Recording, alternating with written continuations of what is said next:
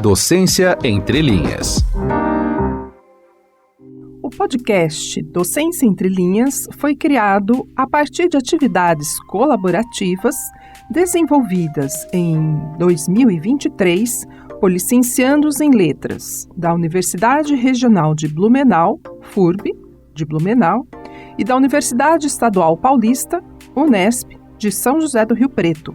As professoras doutoras Adriana Fischer, da FURB, e Luciane Tenani, da Unesp, orientaram seus alunos a realizarem atividades em equipe, com o objetivo de proporcionar intercâmbio acadêmico, no âmbito do projeto que tem por título principal Letramentos Acadêmicos Científicos para a formação de professores e pesquisadores globalizados em educação científica, e como subtítulo, podcasts, TED Talks e o enfrentamento da desinformação. Esse projeto, sediado na Unesp, integra um projeto mais amplo em desenvolvimento por grupos de professores e pesquisadores da Unesp, USP e Unicamp. O projeto, que tem financiamento da FAPESP, é intitulado Aprendizes Universitários em Práticas Contemporâneas de Letramento Acadêmico Científico na Formação de Professores de Ensino Básico e de Pesquisadores Globalizados. Os alunos das duas universidades parceiras trabalharam em 4 grupos ao longo de um semestre letivo. Todos pesquisaram sobre os temas propostos e fizeram entrevistas com professores acerca de experiências didáticas relativas a esses temas. Em equipe, os licenciandos criaram um roteiro escrito, gravaram os áudios e propuseram a sonorização de cada episódio. Portanto, cada episódio é resultado de um processo de aprendizagem colaborativa, de modo que linhas foram escritas em parcerias entre os licenciandos. Continue conosco para conhecer esse processo. Ouça este episódio para aprender mais sobre Ensino de Poesia, uma pedra no caminho.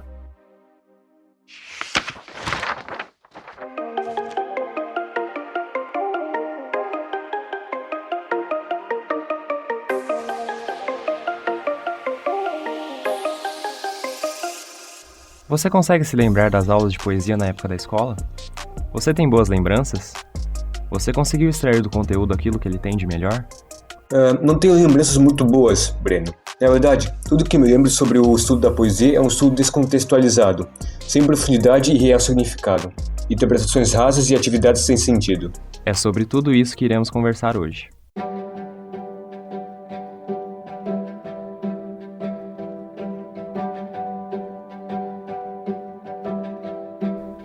Olá, pessoal. Meu nome é Breno Pereira Bigorim, licenciando em Letras pela Unesp em São José do Rio Preto, São Paulo. Aqui é o Carlos Eduardo Melo, licenciado em Letras pela FURB em Blumenau, Santa Catarina. Este episódio do podcast Docência Entre Linhas é intitulado Ensino de Poesia, uma pedra no meio do caminho? E é fruto de um trabalho colaborativo entre duas universidades, Unesp, São Paulo e FURB, Santa Catarina. É isso mesmo.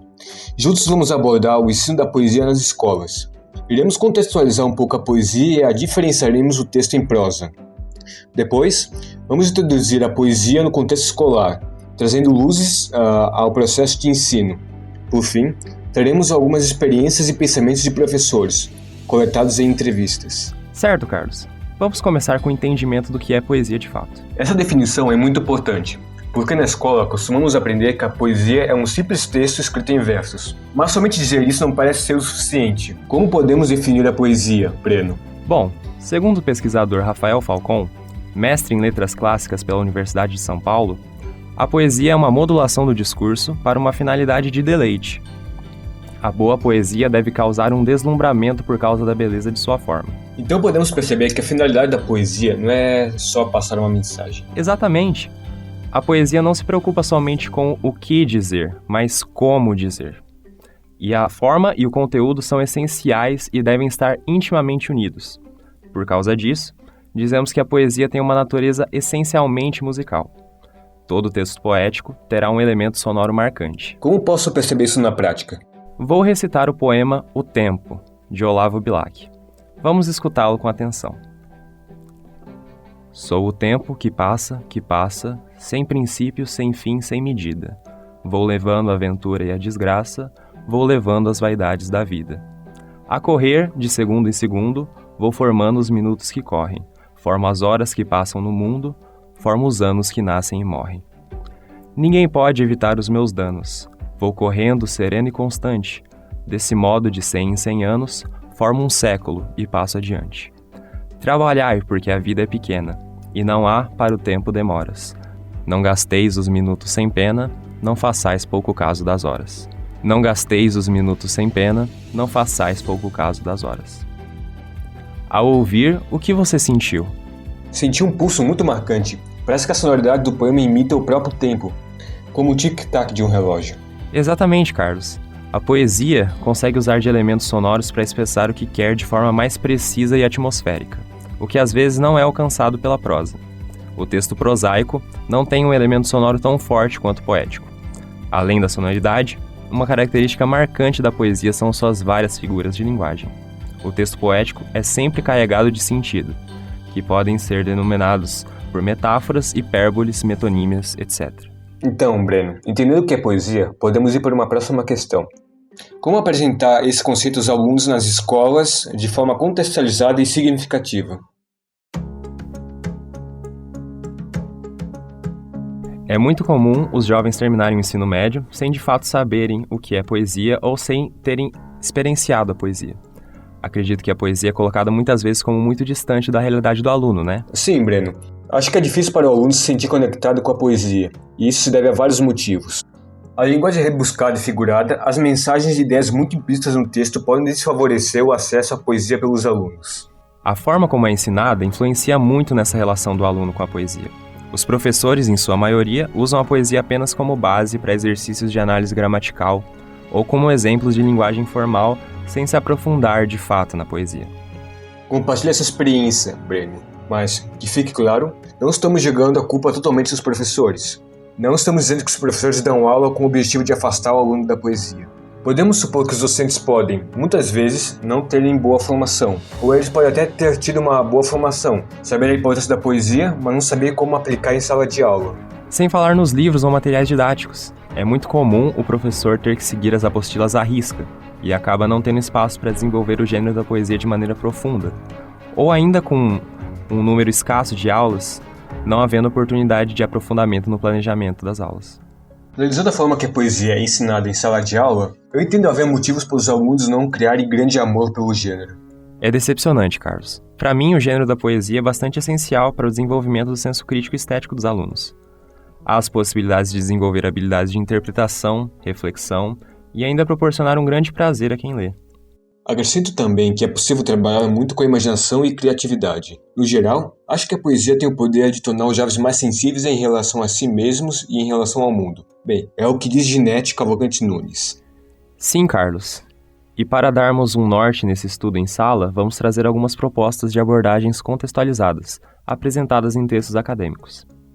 Em primeiro lugar, como recomenda a professora doutora Norma Seltzer Goldstein, no artigo Gênero Poético, uma proposta em espiral para o ensino fundamental 2, é preciso apresentar o gênero poético tendo como princípio pedagógico o ensino em espiral, que leva em conta as noções de poesia que os alunos já trazem, expandindo gradativamente esses conhecimentos.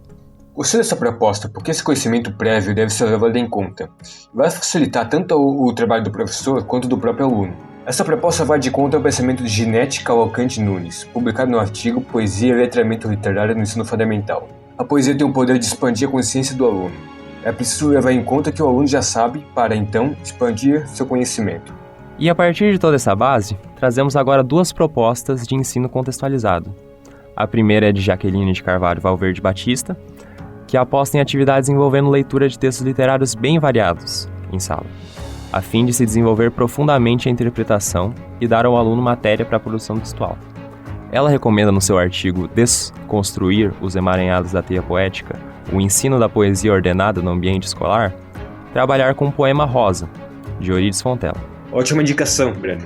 Também quero falar do trabalho de Flávia Queiene Medeiros da Silva, professora da Universidade Estadual de Paraíba. Ela traz uma perspectiva de ensino contextualizada da poesia de Mário Quintana, no qual serão desenvolvidas habilidades interpretativas e reflexivas. Para isso, a pesquisadora recomenda que o professor deva buscar uma abordagem que reflita a profundidade dos poemas, levar em conta o conhecimento prévio do aluno. Excelente dica, Carlos. Dessa forma, conseguimos ter um campo de visão maior para o ensino de poesia.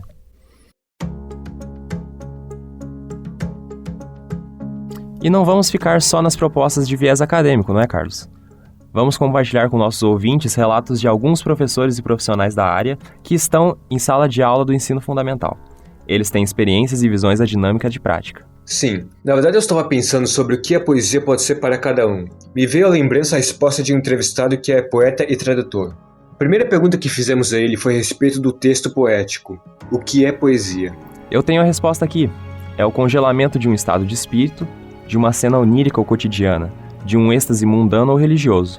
É o congelamento disso tudo sendo expresso em um conjunto imagético e ritmado de palavras. Muito bom. Voltando para a sala de aula, temos a compartilhar os relatos de alguns professores, certo? Certo. Um colega da nossa equipe de trabalho entrevistou uma professora mestra, que fez uma fala interessante. Qual fala? A pergunta era se a poesia estimulava o interesse dos alunos, principalmente em comparação com outros gêneros literários. A professora Natália Cristina de Oliveira Frutuoso, que atua em uma escola particular, respondeu que não. Na lata? Pois é. Ela explica, de acordo com a própria experiência, que os alunos têm dificuldade de extrair e interpretar os possíveis significados. Também disse que eles veem a poesia como difícil e distante da sua realidade. No geral, ela avalia que os alunos têm dificuldade de se desprender do materialismo das palavras. Foi o que ela falou antes, né? Exatamente. Você consegue pensar em dinâmicas que poderiam tornar a poesia mais interessante para os alunos? Olha, até consigo. Mas o negócio é ter espaço para desenvolver essas dinâmicas na sala de aula, né? Muitas vezes o professor não tem. Por exemplo, os saraus são uma ótima ideia. Outra ideia interessante são as sequências didáticas de cordéis, um gênero de poesia popular elaborados pela professora Otília Henning. Nossa, sim. Acho que teve uma professora que falou de sarau, certo? Sim. Outra professora entrevistada pela nossa equipe atua no Ensino Fundamental 2 de uma escola de São Paulo, onde acredito que tenha mais abertura para tais dinâmicas. Concordo. Ensino médio tem tendência de seguir à risca um sistema apostilado, feito pensando no Enem e em vestibulares no geral. Exato. Ela nos disse que gosta de fazer saraus com seus alunos. Disse que os alunos se envolvem e se divertem. O quê? Ela disse que os saraus de poesia são ótimos para os alunos desenvolverem a sensibilidade e criatividade. Ah, sim. Tá aí. Para mostrar que a gente não estava mentindo. A poesia tem essa potencialidade de aguçar a sensibilidade das pessoas. E também, juntamente da nossa equipe, fizemos outra pergunta aos professores, certo? Sim, a pergunta sobre se a poesia poderia servir de consolo em momentos de angústia, tendo em mente o atentado na escola de Blumenau. Achei essa muito interessante. Sim, tivemos respostas muito distintas. Uma resposta que me chamou a atenção veio de um professor universitário de literatura, que respondeu que a poesia só serve de consolo se já faz parte da vida do indivíduo. Ele acredita que, no geral, não se pode ser usada de paliativo para a dor da poesia. Finalizou falando que, se fosse assim, se poderia consolar as vítimas do atentado com versos, o que não é o caso. Pesado, né? Mas muito realista. Com certeza, Carlos. Ele também falou algo muito interessante, sobre os jovens muitas vezes se interessarem por poesia através da música. Nossa, é verdade, não tinha pensado nisso. Pois é. Ele falou que é mais provável que os jovens consumam muito mais a música da poesia do que a poesia diretamente.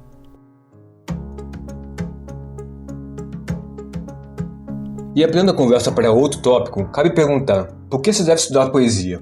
Também fizemos essa pergunta aos nossos entrevistados, não é mesmo? Certo. E tivemos algumas respostas muito interessantes, né? Sim. Uma resposta que se destacou para mim foi a de um professor e poeta baiano. Qual foi a resposta dele? Para ele, vivemos uma época muito materialista e utilitária, que nos leva a ter uma mentalidade imediatista. Mas a poesia não serve para isso. Ela tem uma finalidade espiritual, pois conduz o ser humano ao maior desenvolvimento estético e pessoal. Caramba, ótima resposta, né? Com certeza, Breno. Nossa, já tá acabando o nosso tempo, né, Carlos? Mas já? Passou rápido demais. Para fechar esse episódio, vamos recitar 2 poemas e ler um trecho do livro A Arte do Poeta, de Murilo Araújo, na sequência. Eu irei recitar o poema A Flor e a Náusea, de Carlos Drummond de Andrade. Preso à minha classe e a algumas roupas, vou de branco pela rua cinzenta. Melancolias, mercadorias espreitam-me. Devo seguir até o enjoo? Posso sem armas revoltar-me? Olhos sujos no relógio da torre. Não, o tempo não chegou de completa justiça. O tempo é ainda de fezes, maus poemas, alucinações e espera.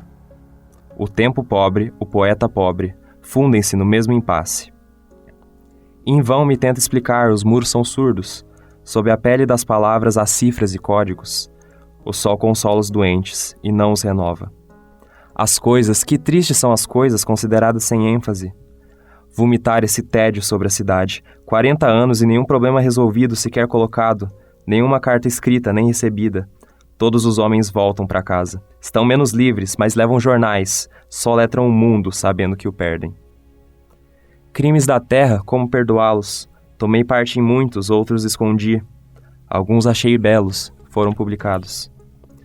Crimes suaves que ajudam a viver, ração diária de erro distribuída em casa. Os ferozes padeiros do mal, os ferozes leiteiros do mal.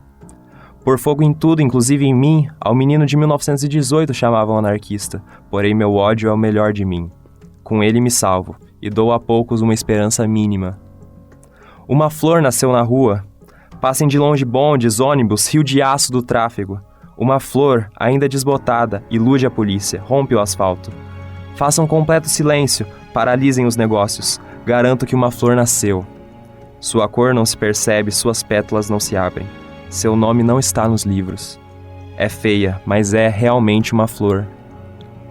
Sento-me no chão da capital do país às 5 horas da tarde e lentamente passo a mão nessa forma insegura. Do lado das montanhas, nuvens maciças avolumam-se. Pequenos pontos brancos movem-se no mar, galinhas em pânico. É feia, mas é uma flor. Furou o asfalto, o tédio, o nojo e o ódio. Ó mar salgado, quantos sal são lágrimas de Portugal? Por ti cruzamos, quantas mães choraram? Quantos filhos em vão rezaram? Quantas noivas ficaram por casar? Para que fosses nosso, ó mar. Valeu a pena? Tudo vale a pena se a alma não é pequena. Quem quer passar além do bojador, tem que passar além da dor. Deus ao mar e o perigo ao abismo deu, mas é nele que se espelhou o céu. Para encerrar, para mim, a poesia, como diz Murilo Araújo, é uma força redentora, principalmente nos dias de hoje, em que tudo é estéril, passageiro, mesquinho e vazio. Ela torna a vida mais bela e mais humana.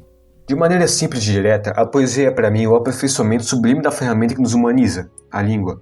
E é papel da escola e do professor aperfeiçoar esse poder nos alunos. E para você, o que é poesia?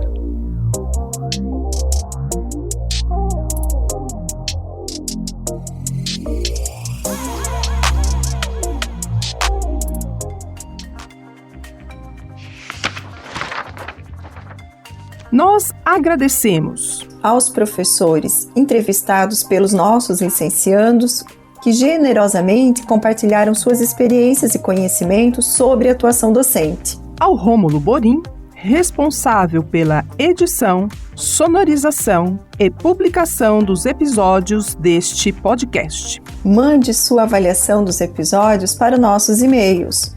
Para a Adriana Fischer, no e-mail adrfischer@furb.br. Para Luciane Tenani, no e-mail luciane.tenani@unesp.br.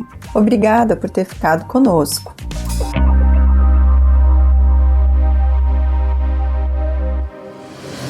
Apoio FAPESP, Fundação de Amparo à Pesquisa do Estado de São Paulo. Realização Labfon, Laboratório de Fonética, e Bilce, Unesp. Docência entre linhas.